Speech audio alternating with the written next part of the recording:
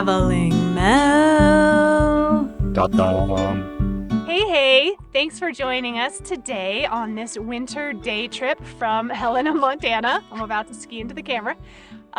We are going to two really cool spots today. One is Elkhorn Ghost Town, which is right behind me here. And the second is Boulder Hot Springs. So we're starting out at Elkhorn, obviously. We parked about a quarter mile away because there's no parking up near the place we want to go, but it's great. We brought skis. You could easily walk as well on this plowed road.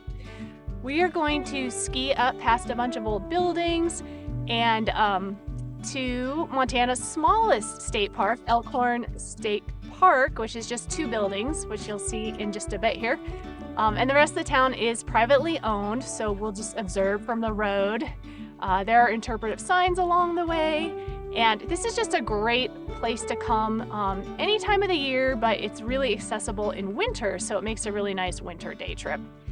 Elkhorn, the town, was the site of a silver mine boom in the late 1800s. At that point, there were up to 2,500 people here at the max. And then it slowly died off, and some diseases and other things, and a crash of the silver market. So now there are maybe 10-ish people that live here, and a lot of old buildings, including the two that are the state park that we're going to see. These two buildings are the entirety of Elk Horn State Park, and they're pretty remarkably preserved, at least on the outside, the inside too, to some extent. Fraternity Hall was the social center of Elkhorn in its prime, and it's called that because fraternal groups like Oddfellows and Masons and those kind of folks would meet upstairs. They had dances, they had traveling troops come through, they had prize fighting, all kinds of stuff went on in there. And then the other one is either Gillian or Jillian Hall, I'm not sure how to pronounce it, but that was another social building as well for dances and things like that. And during the peak, something like $14 million came out of Elkhorn. And that's the late 1800s, so that's a lot of money now from the silver. And there were 3 passenger trains a day coming into town. And so it was a really different place, really hopping.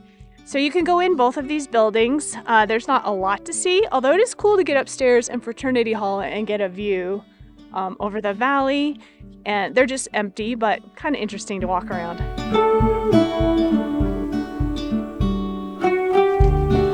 Now we are going to take a quick ski up to the cemetery. It's on the road, so you could walk it, and it's about 3/4 of a mile.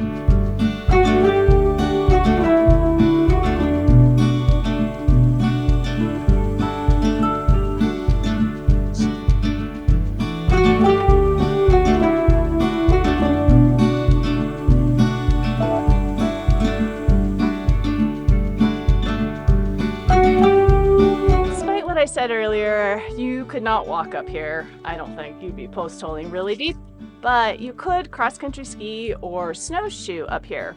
You can go to the end of the plowed road in town, which is maybe a 1/4 mile or less past Fraternity Hall, and then you're going to need something to get over the snow. It's only about 3/4 of a mile once you get to the end of the road. Today is really wet, so it's hot and it's heavy and it's like hard, but normally it might not be. Another way you could get up here on snowshoes is by taking the trail from where we parked down at the National Forest parking picnic area.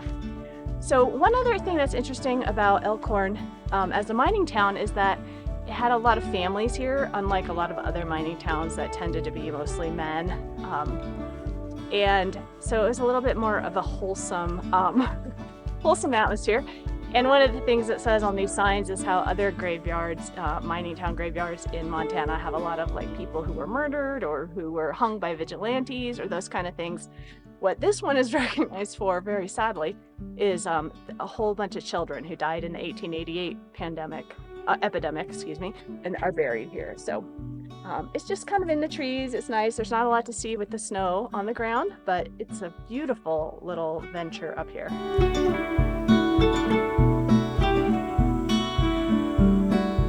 Part 2 of our day trip from Helena, winter version, is Boulder Hot Springs, which is right behind me. It's a historic building. It's been around for a long time. And we're gonna go take a soak. So a couple things about Boulder Hot Springs: no alcohol allowed, and there are some indoor hot pools and saunas, and those are segregated, men and women. And then there's an outdoor pool that everybody can go in. So we'll probably meet out there.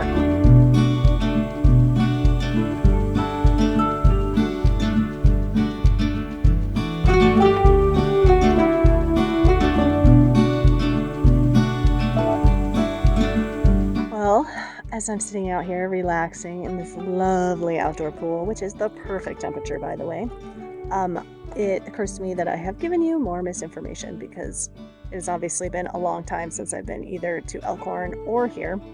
But there is a women's only cold plunge, sauna, hot pool, and massage room. But there is a co-ed hot pool and sauna so that you can enjoy with your other people if you happen to come with other people.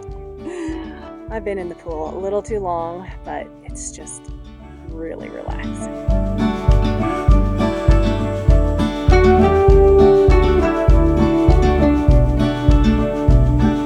What a great day we had. Thank you for joining us. Beautiful weather, lovely ski, a little history, and finish it all off with a soak. Cannot think of a better way to spend a winter day. So I hope you enjoyed this day trip from Helena, and I will have details, etc. in the blog post, which will be linked below, and we'll see you next time.